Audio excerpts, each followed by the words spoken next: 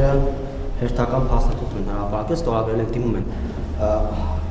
տարածել, ըստ որի Արշակ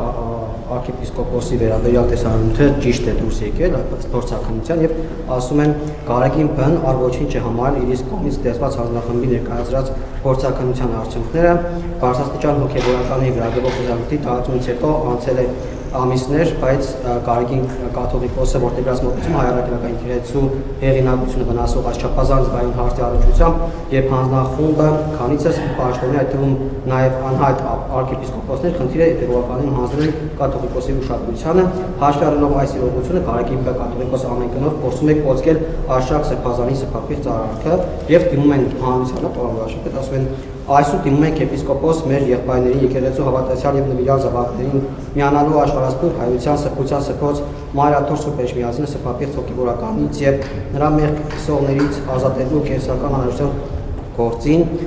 խստագույնս դատապարտելով Գարեգին Բ կաթողիկոսի թյուր ընթացքը։ Պարոն Վարշապետ, ո՞րն է ձեր արձագանքը եպիսկոպոսների այս դիմումին, խնդրանքին ասեմ, հորդորին ասեմ, ձեր արձագանքը։ Նախ ասեմ, որ որպես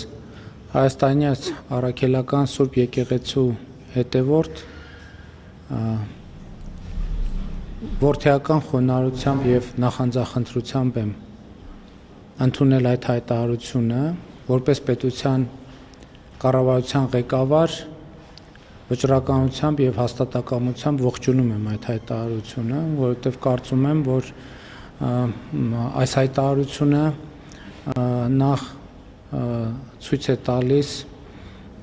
որ մեր եկեղեցում կան հոգևորականներ, ովքեր նախանձախնդիր են եկեղեցու հոգևոր առաքելության իրականացման գործում եւ ես իհարկե սրբազան հայրերի համաձայնության դեպքում հենց այսօր նրանց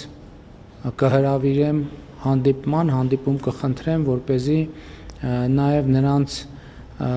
դիրքորոշումները, մոտեցումները հայտարարությունից բխող ավելի մանրամասն հասկանամ եւ իսկ իմ դիրքորոշումները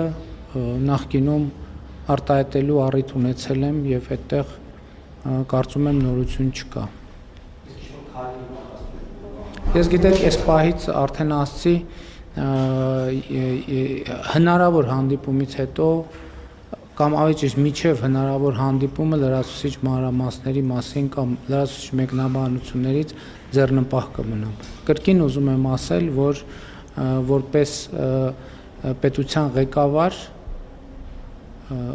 հաստատակամորեն եւ վճռականորեն ողջունում եմ այդ հայտարարությունը եւ նաեւ այն ընդունում եմ որպես հայաստանյաց առաքելական Սուրբ եկեղեցու հետևորդ որդեական խոնարհությամբ եւ նախանձախնդրությամբ։ Չմոռանաք հավանել տեսանյութը եւ բաժանորդագրվել Civic AM-ի YouTube-յան էջին։